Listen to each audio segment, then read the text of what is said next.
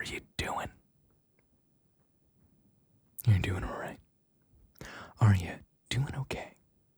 Well, if not, welcome to another Link's ASMR Ramble.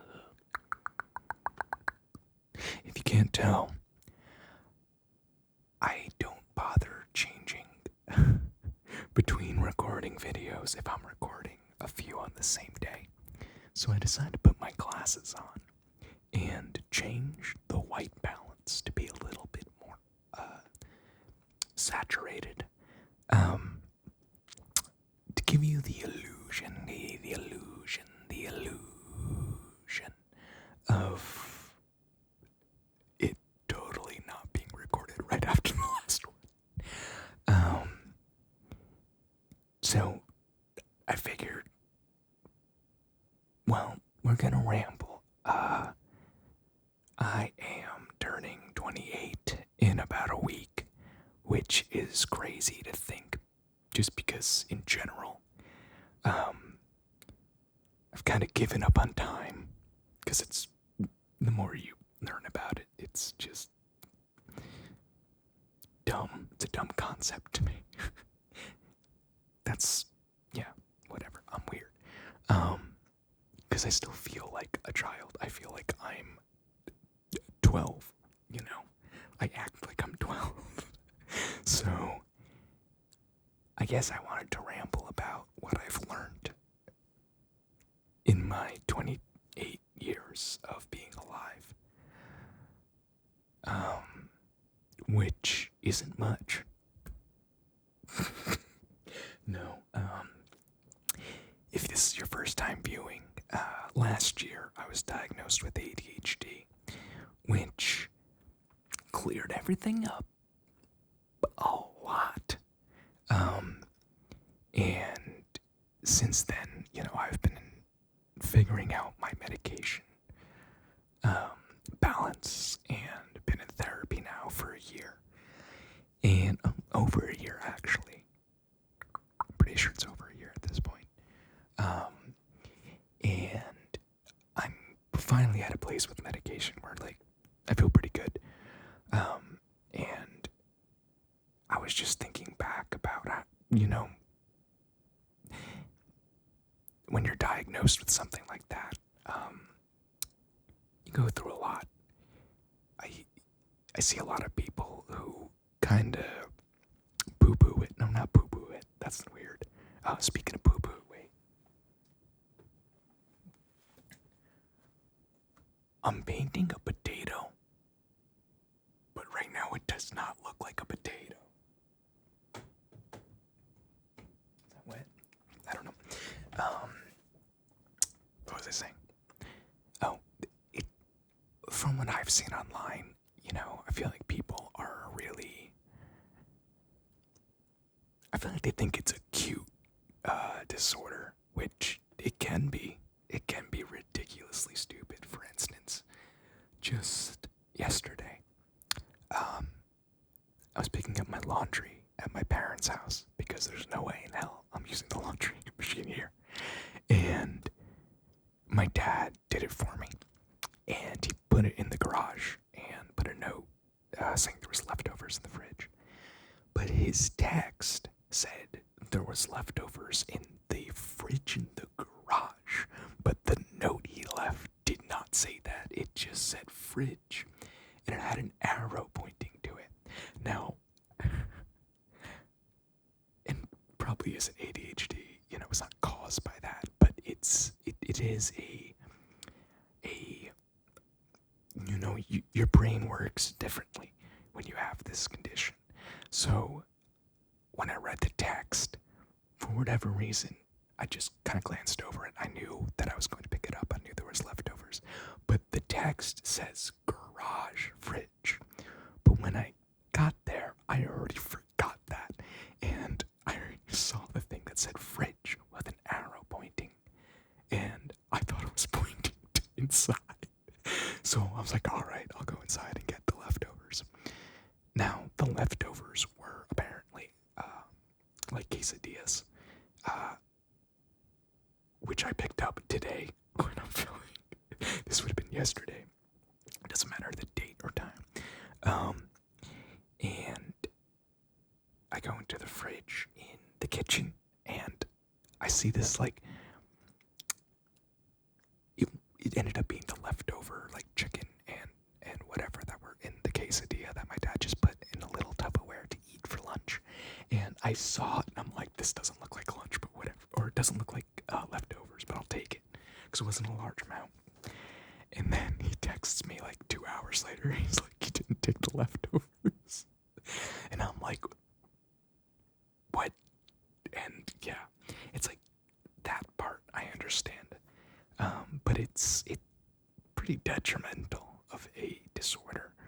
But that's not what this is about. This is about what I've learned. But what I'm trying to say is that when you're diagnosed later in life, you know, through therapy, through meditation, through art, you kind of go back and realize, oh, this was really obvious. And you go through grief, you really do. And I'm pretty much over that grief now, but it still lingers a little bit of, you know, you think to yourself, like, hey, I could have been something different, or this situation could have been different, or this could have been different, or I could have been so much better at this now if I knew, and if I was on medication back then. But obviously, you can't, not how life works. We live in the present, and I'm at the point now where I'm so grateful to A, have the doctors that I have that were able to pick up on this, and B, to be where I am now mentally. But what I was trying to get to as I was rambling was, because of that, it's hard to look back and on what you've learned and kind of look at it objectively, because at the time, you know, say I was in high school, I was severely depressed in high school, and I had no idea what depression was. I was in high school, like the early 2010s, and even though that wasn't that long ago, people really didn't talk about mental health at that point. Like, it's crazy socially to see, from growing up to now, how greatly things have advanced, and, you know, people still don't talk about that stuff, but it's getting there, and I think it's really important, because it's part of your health. It's part of who you are, you know, and if you look at the adults on the earth, who didn't grow up like that, I think it's very clear. Probably would have been better if they did grow up, talking about their mental health and being treated for it, let's just say. I feel like the world would be not in as many shitty spots as it is. So, what have I learned? Well, I've learned to live in the present, and, you know, that's something that is really hard to do with a brain like this, with how fast thoughts move and how limited our recollection is. I like to say, when I'm explaining it to people, like, say you're in a video game and you have 5 slots for your memory. People with ADHD have 3. So, you know, we remember things, but things that are important to our brain, and that can be freaking the stupidest thing. And the things that are important to other people could be very important, but it just doesn't register. So, you know, I didn't really understand the idea of presence in the present moment until I was on medication, because medication helped slow down the thoughts. Weirdly enough, when you hear stimulants, you don't think that. You think, you know, the stereotypical, like, college Adderall people, which, different effect. If you don't know this, they're putting up their nose. Not the same fast digesting it. Stimulants for people like us really just... Oh, there's people talking. Oh, that's exciting. I'm going to keep this in. I hope it comes in. I think that's my neighbor. Really adds to the ramble. Thanks, neighbor. Crap. It slows down your brain when you have a brain like this, which is really weird to think. But learning the idea of presence, which, we'll go back to like 2016. This was, I graduated college in 2016. And I was still really depressed at the time. At that point, that's when I was diagnosed with major depression disorder. And which, I knew I was depressed. I didn't know how bad it was. Like, they give you a survey when it was new at the time. Like, it wasn't a new doctor, but it was new for the office. And I passed with flying colors. Like, I got like a 38 out of 40. And my doctor comes in, like a really soft voice. He's like, "Hey, how are you doing?" And I'm like, "Fine," or whatever. Which, looking back at it's really funny because I didn't feel like I was that bad, but according to the survey, which I answered very honestly, it was. So I went on antidepressants at that time, but nothing really. Around then's when I kind of discovered Ram Dass and Eckhart Tolle, but I didn't really get into them until I was on medication because I was finally able to read. It sounds weird to learn how to read at 28. I'll do a book, like, collection thing, because I have a shit ton of books that I'm now able to read. So I was mostly watching their videos, and I was trying to understand the idea of the present moment. And, I was taught tactics by my therapist when we first started out before I was diagnosed, about, like, how to ground yourself or be present during panic attacks, because I was having a lot of panic attacks, which, again, at the time, I didn't know what those were. I didn't know what it was. I had no idea my anxiety was as bad as it was. So, it's once I finally understood presence and I've gotten more into it now, I've expanded.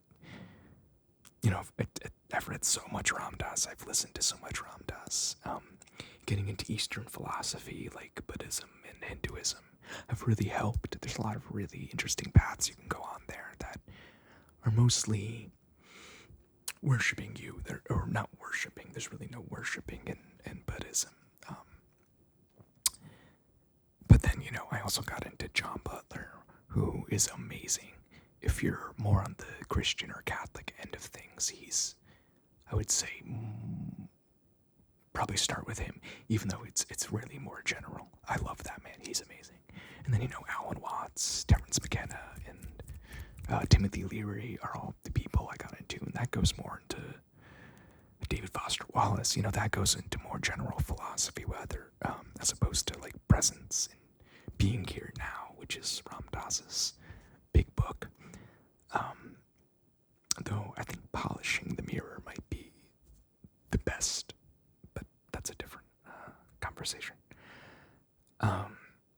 So I've learned that, and I would say if you're going through depression or anxiety, or you think there's something wrong, maybe bipolar or even OCD, I have bipolar/OCD tendencies. I'm not those, like I'm not severely those. I think the reason why I bite my nails and do like 2 other weird things is definitely OCD. And a lot of it I'm learning is genetic, runs through the family, which, again, now that I know, yeah, it does. Makes a lot of sense. But learning about presence and feeling in your body, and that if you really want to go down that path, learning how to separate the thoughts and your mind from your body, and understanding that you are the intelligence that's experiencing your thoughts and emotions and your physical feelings. It's a little trippy. It's a little out there, but it really helped me to kind of be okay with who I am and who I was. I was, for my whole life up until recently, again, being on medication, I also didn't know how much I was dissociating through life. To me, it was always just daydreaming, but I now know that it was not. It was dissociating, because a lot of the times I would do it in situations that I did not want to be in, or I was uncomfortable in. And, that also affects your memory, because when you're dissociated, you really aren't paying attention to what's going on, and at all, and you just kind of snap back into it, which is a big problem, especially in school. It was really difficult in school for me,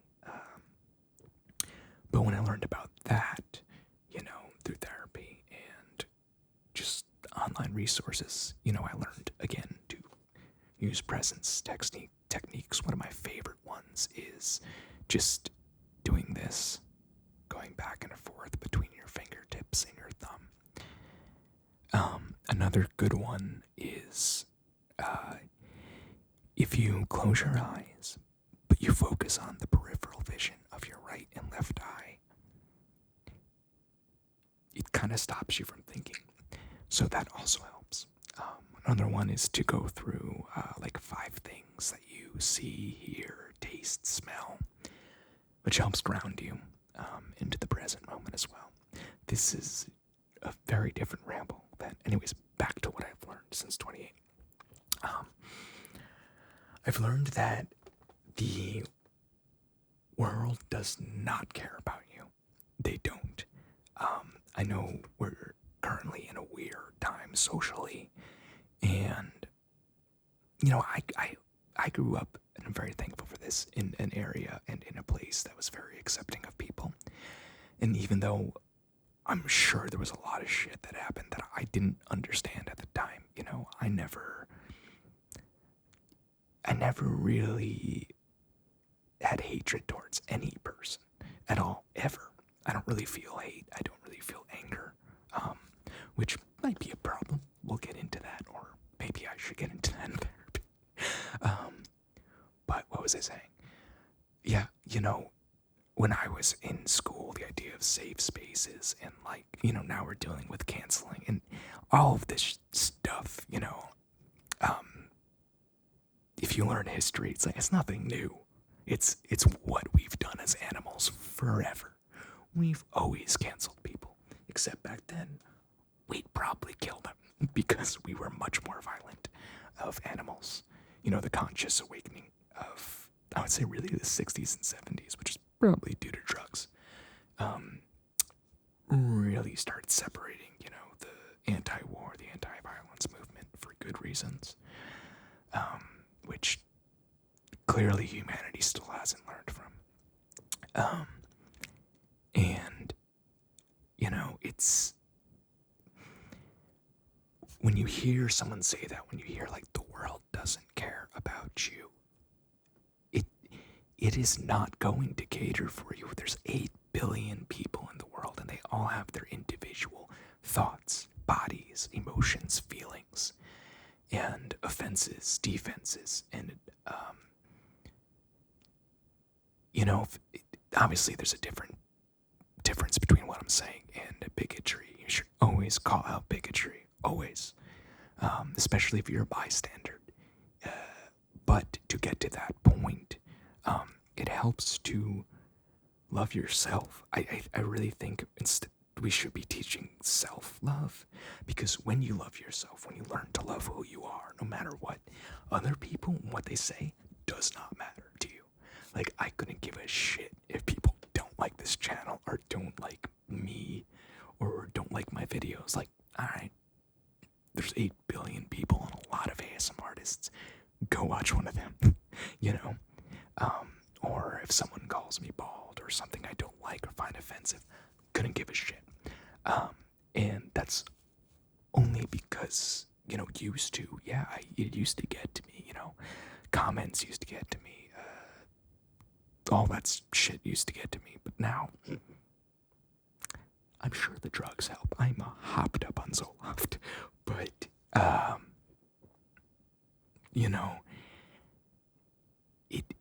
learning to love yourself, I think, is the most important thing, as opposed to trying to change someone else's mind. You cannot change people. You can only change yourself. And they can only change themselves. You can try to convince people. You can try to, but unless they come to the understanding themselves, it's not going to do anything. From my experience, from what I've learned.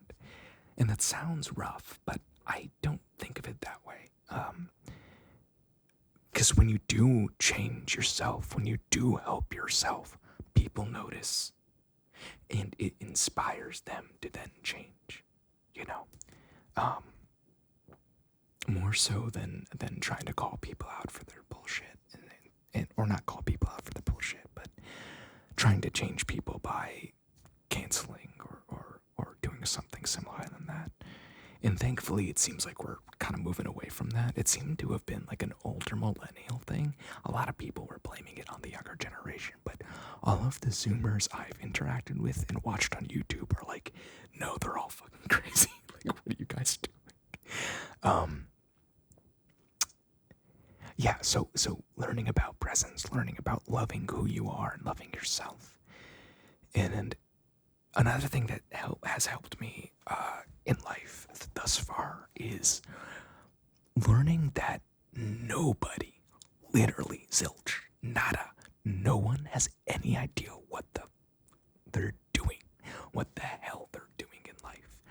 No one can predict the future. It's impossible. No one can go back to the past. It's impossible. We live now, and no one knows what this is. We don't. There has not been one single person to be like, hey, life consciousness is this, and we have undeniable proof. It's never happened. Many religions, many cults, many scientists, many governments have tried to push their explanations onto people to try and convince them to follow them. And it's not a bad thing in a way. It can be bad, and we have all the examples of how bad it can be, but no one knows. This could be a simulation, God. This could be a God created this. This could be any sort of faith gods or multiple gods. This could be some sentient energy that created this. We don't know. And, to me personally, I love that. We're here now, and you can't change that. We didn't ask to be brought into this world, technically, like no one has. But we're here. We don't know what happens after death, but we do die. And understanding that the two truths we really know, which I think I've talked about before, are the here and now and the fact that our lives end, is beautiful. Because it helps you do and realize the things I said before this. It helps you not fall for scams. It helps you not fall for people who are trying to gaslight you or convince you or lie to you about something. And I'm not saying if you're a religious person or a spiritual person. I'm a very spiritual person myself. I'm just not a denominational religious person, and I don't necessarily believe in any of the modern religions. But I have plenty of friends who do on every religion, whether you be Muslim,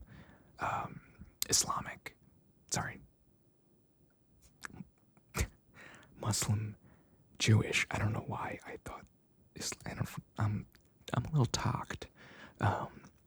Christian, Buddhist, Hindu, Tao, and whatever path you follow, you could easily be right. Like, who freaking knows? I just personally think no one knows, and anyone who is telling you otherwise is lying to you, because we would know by now, and there wouldn't be all these different paths of spirituality. There just wouldn't, because if we did know, we would know. And all of that combined has kind of brought me to where I am today. Learning to take care of yourself first before others. As weird as that sounds, kind of harking back to what I said before, where you can't really change anyone. Well, you can't really help anyone either, unless you're doing well yourself. That's what people get into burnout. That's how people get depressed, because they think that, oh, I'm doing all this good work, I'm helping so many people, why am I feeling this way? Well, just as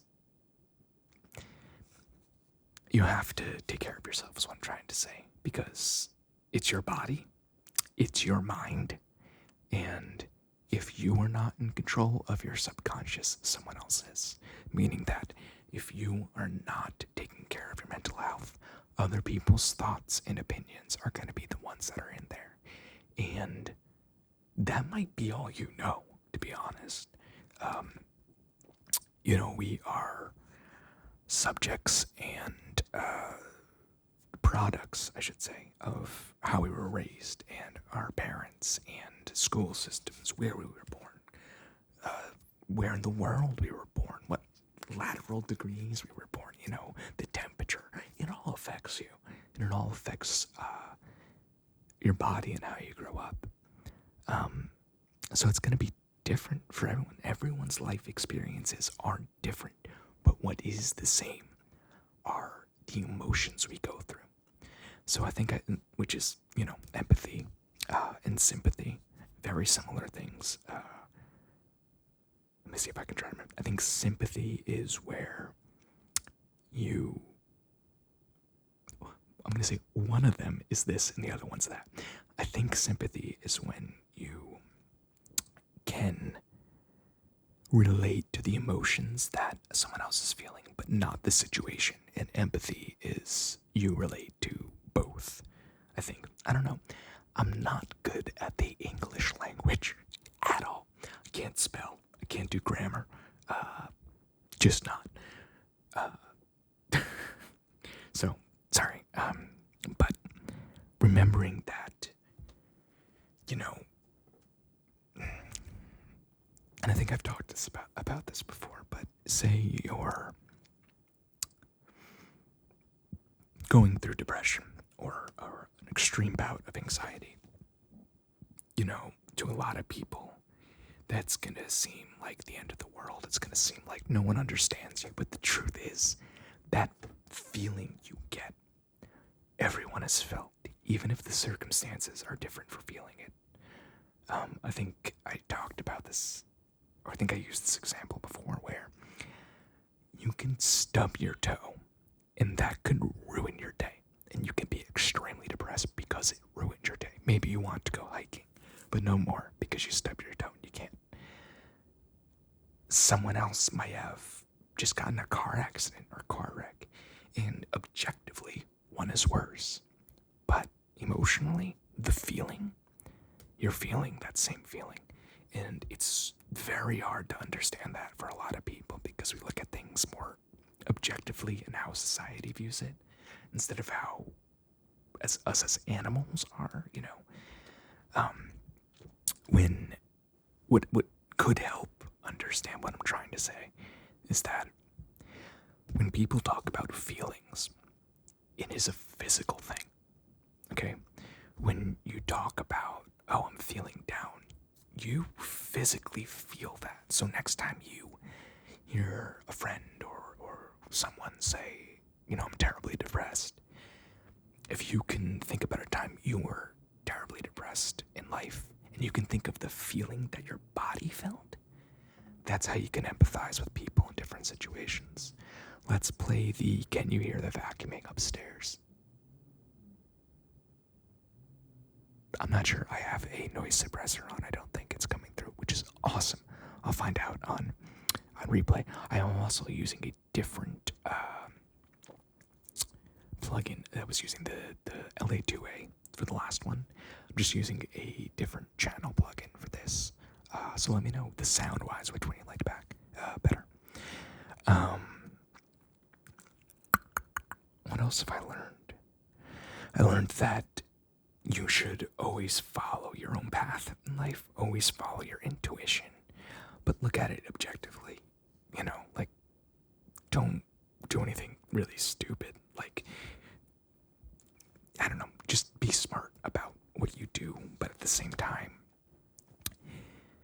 do what you want to do. I mean, again, other people cannot control you. You are an autonomous being with autonomous thought. And if you want to go climb a tree, go climb a tree. Should you? Depends on the height. But still, you know, if someone else told you, oh, you should never go become a musician, you're never going to make money. Fuck that person. Sorry, but fuck them. Which is sad because I remember my parents telling me that. Which is really funny. And a lot of times it's going to be your family. But you have to follow what's in your heart, and you have to follow the path that you want to go down. Because again, all we have is now. And the work you put in the present moment will be the results you see in the future. And we do die. This road does end. And unfortunately, sometimes it can end at any moment. So you should always do what your heart tells you, whether that is following a passion, learning a passion, as silly as it might be. If you want to learn that old game, like back in the like 1700s, you know how they used like a stick to roll like a wheel. I'm not that old.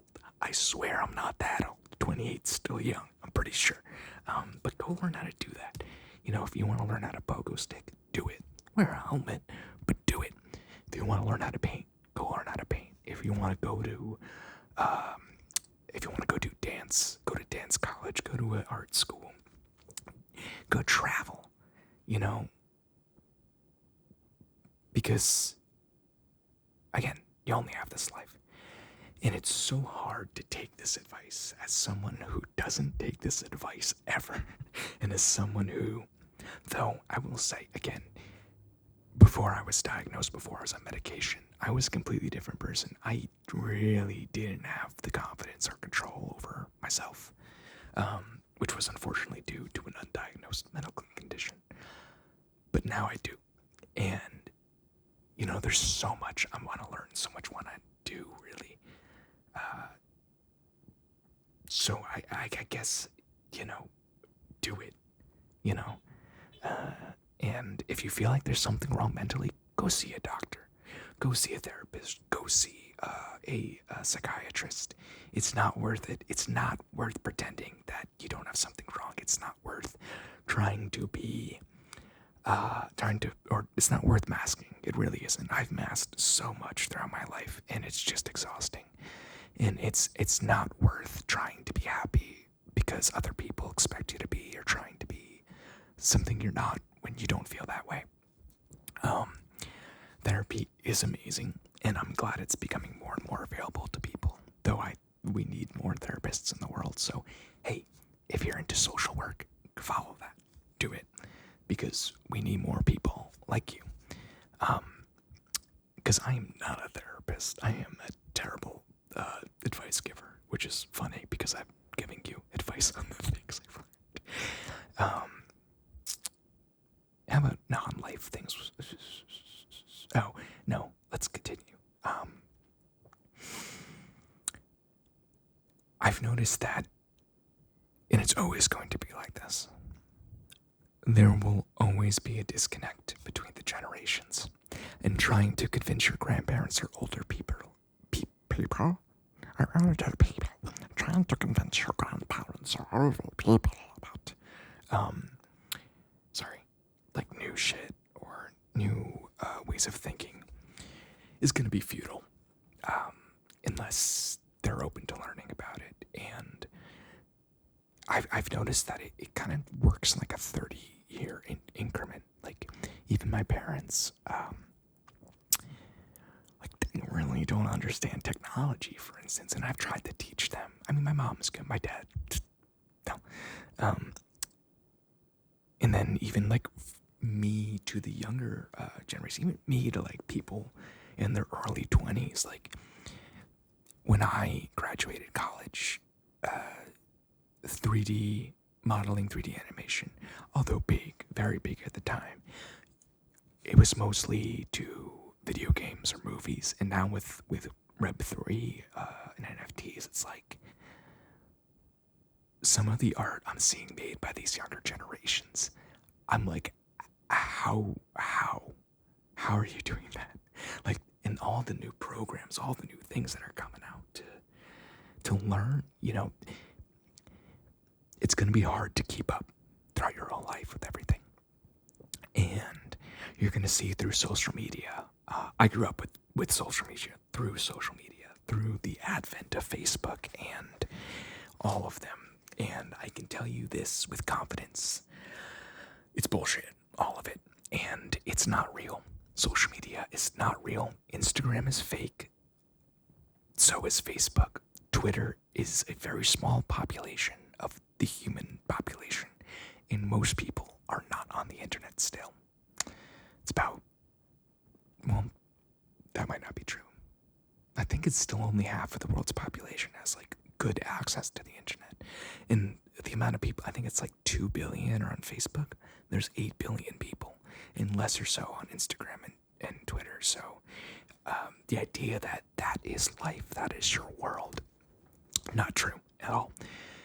Nature is real. Going outside, that's real. I've recently started, and I don't have it on now, but I've been starting to use like a Zen mode on my phone to just completely disconnect. Because it sucks you in. It's almost like an abusive relationship in a way, social media, because you don't want to be on it, but for sometimes you have to, and sometimes it keeps getting you back.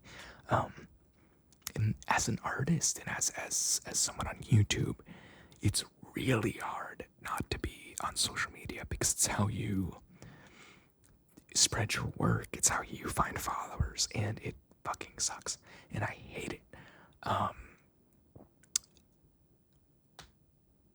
Sorry, I'm cracking my knuckles, but you know, like, I understand it's part of the double-edged sword of being an artist in the 21st century, unfortunately. But that doesn't mean you can't do what I'm doing, which is taking long breaks, uninstall. Oh, here's a great advice for trying to stay off social media. Uninstall all the apps on your phone and only use them in the mobile browser of your phone, because it's painstakingly awful. Every single one. Instagram mobile, TikTok mobile, Twitter mobile. The worst experiences because they want you to download their apps. But what I found is that it keeps you from staying on them. So even if you want to check or quickly tweet or quickly post something, the UX experience is so awful that you're not going to be on it for a very long time. So it's a good piece of advice. I hope, and it seems that way, that the younger generations are really focused on taking care of the planet, which is awesome. I would say, however, the anxiety of the environment and climate change is a lot to deal with, and unfortunately, there's really no stopping it, and we have to accept that, especially now, especially over these past weeks with the Arctic Circle and Antarctica the way they are. And I didn't mean to make this depressing, but that doesn't mean to give up. That doesn't really mean that things are going to get super bad, because humans have this strange way of innovating. Now, I'm not for a lot of people, especially towards the equator, especially people living on the coasts. But in difficult times are usually when humans innovate the best. So I would try not to use your energy. I really can't talk today, man. Try not to use your energy in belittling the older generation or company. Well, no, belittle companies, screw them. But and politicians to belittle them. But I'm talking about like your parents, your older family members, your family, your friends, us as individuals. The impact that we have compared to the abuse that companies have done for the past like 150 years, since really the dawn of industrialization, but we've known about it before then.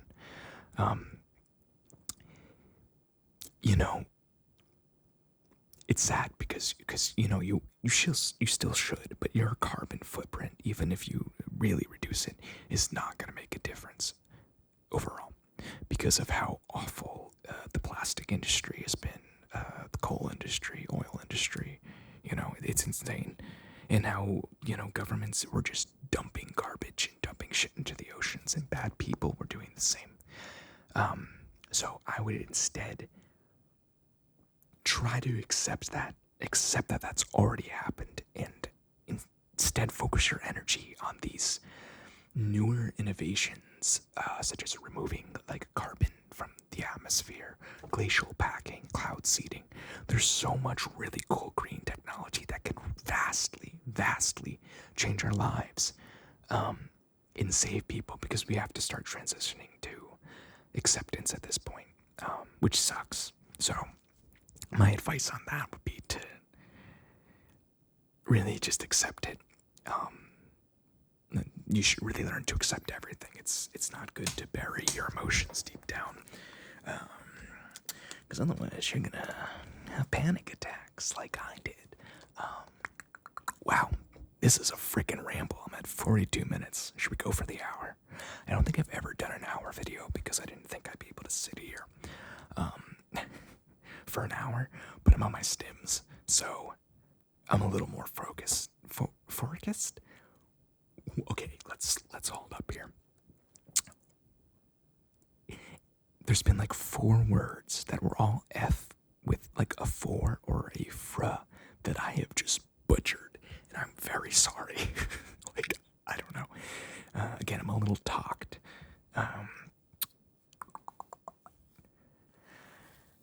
Yeah, it's weird because if you've made it to if you've made it this far, go outside. What are you doing? Why are you listening to me? Why are you even on this channel? Why are you watching me? I am not special. I am nobody, okay? We're all nobody. We're all going to be forgotten about in 1,000 years anyway. So, which, again, this should also be said. Don't put people on pedestals, because people are fallible. And even your favorite people are going to do bad things. And even you are going to do things you regret and that are bad, which goes back to the whole canceling thing. It's like when I do see the younger generation who are into it, I'm like, give it 10 years, you're going to do the exact same thing as this person's doing. Where was I? What was I going to say? Everything I've talked about sounds depressing. Probably. I don't know. It is if you're in a mindset where you aren't in a good place, or you're really influenced by others, or you're really influenced by society, or what's on social media, or what's the it thing right now, or trying to be it or cool, you're not gonna be happy by doing that. And with everything I said, with learning about presence, learning about loving yourself, that's all that matters. And learning how to share that love with others once you do. It's all that matters, whether that be through your own beliefs, religion, spirituality, not religious, whether through art, music, whether through actually running for office and trying to change something, whether it be being a teacher and teaching the youth of tomorrow. You can make an impact, and you don't need to have a name. You don't. because we're all going to be forgotten at the end of the day, and we all do die at the end of the day, and no amount of fame or money is going to change those facts. So focus on what you love. Focus on loving yourself and healing the world and healing others, because it's all we have. Love is really all we have at the end of the day. And it sucks in a way to come to that conclusion younger. There was my boss the other day. She's not that much older than me. I think she's like 10 years older than me. But she was saying how she's like, it's weird that you're like already at that stage in life. And it is. I can't say a lot of my friends do, but like I can't say a lot of my peers at this age are in the same understanding of the world. And it doesn't mean that I'm right, but I think it's good to understand these at a younger age, because it's only going to help move the world forward in a better way. And even though ignorance is truly bliss, I could say with confidence, not... Ooh, sorry, GERD. Oh, anyone else out there of GERD? The stupidest fucking thing. I don't remember what I was going to say. Anyways, I think it was Luna Bloom who was doing this. I feel like I've only been watching female ASMR artists lately, except for Birch in the Woods, if you made it this far, because he follows me. I like his stuff. And like, if someone else, I'm sorry, I'm forgetting your name. He had a kid. He was really cool too. He did the pumpkin tapping. I'm sorry if you're watching this. Again, awful memory. But like all the male ASMR artists that, got me into this don't really post as much anymore. And there's not that many new ones, I don't think. So, sorry if it sounds like I'm only watching female ASMR artists.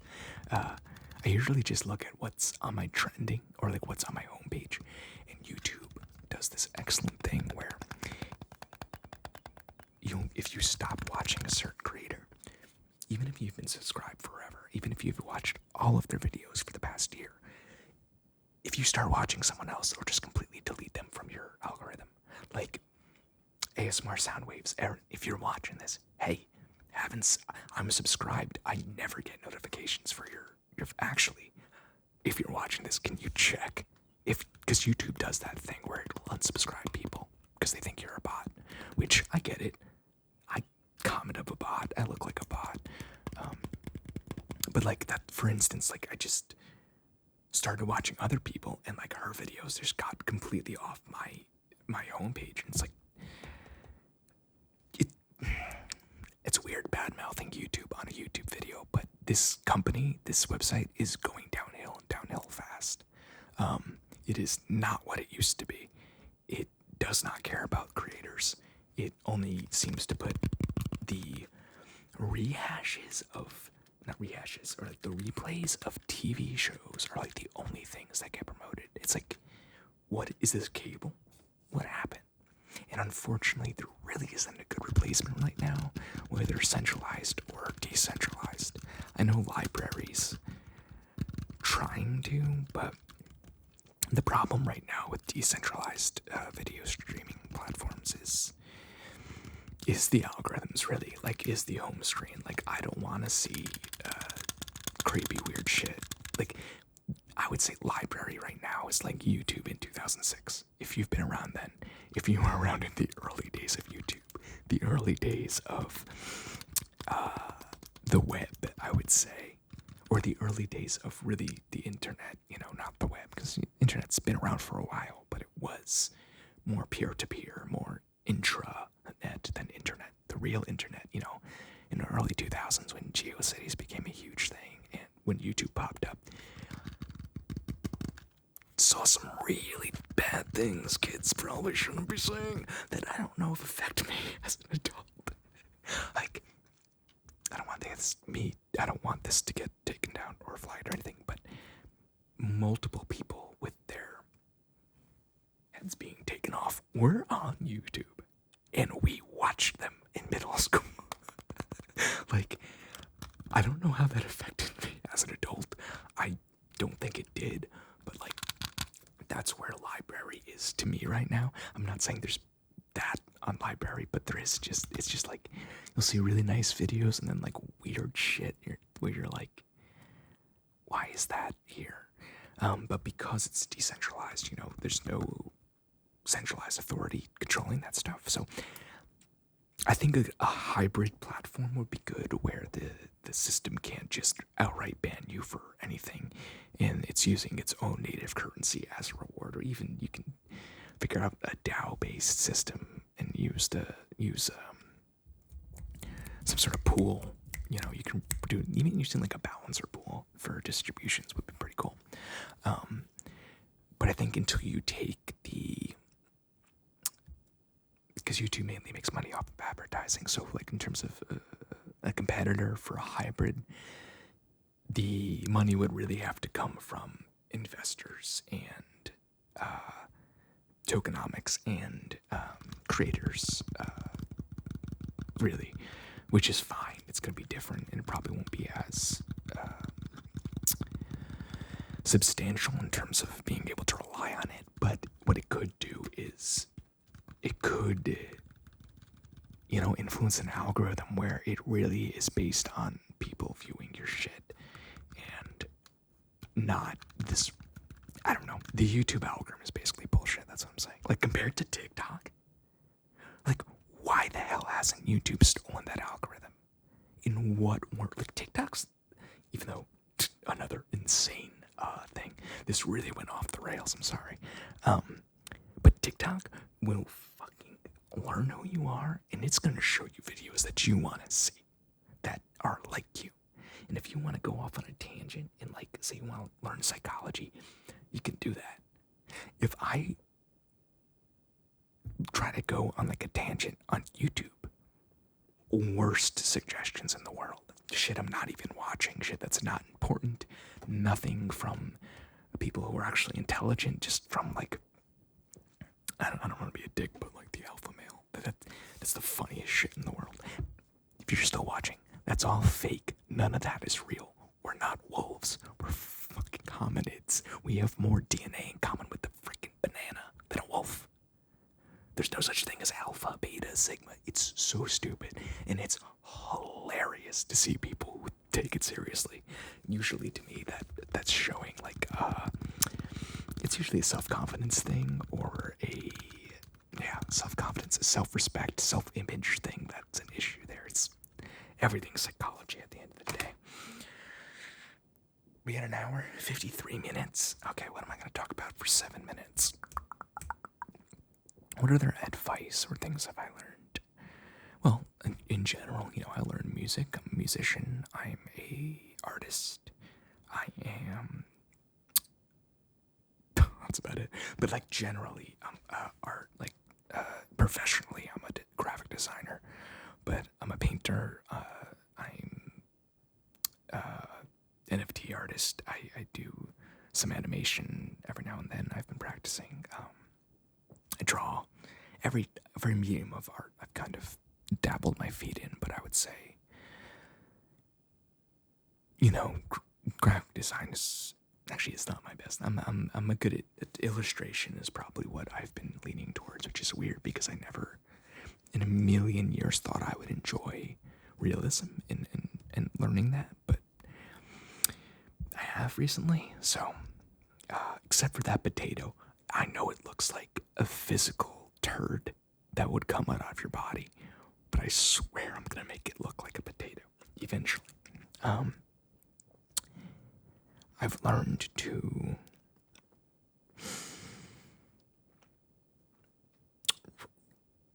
I would say I'm learning to relax. I think doing nothing is so important to let your brain just process information. You don't always have to be doing something, even if it feels like you should be, which again, for me, for some people like us, for ADHD, and I'm assuming it's the same for people with autism of any kind, or any sort of neurological difference.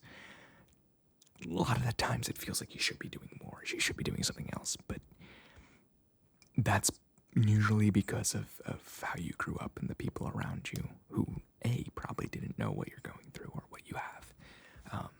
And that might work for them and it might work for you.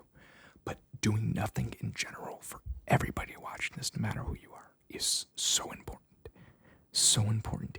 Go outside, lay on the grass, look at the clouds. That can be your day. In fact, I can't wait until it's slightly warmer out. Because apparently, where I'm at, we just had second winter. It was 20 degrees. It's going to be 70 tomorrow. Okay.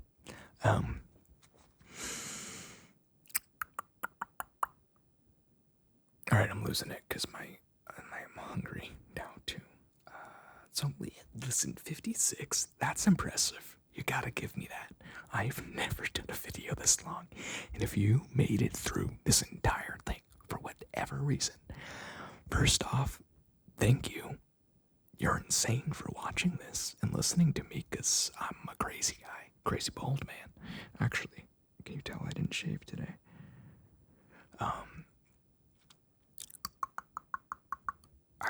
Just the thanks. I know that, like, I don't know. I still love making videos. I'm not really making any progress on YouTube, but I don't really care. Because this is fun to me and it's also an outlet for me.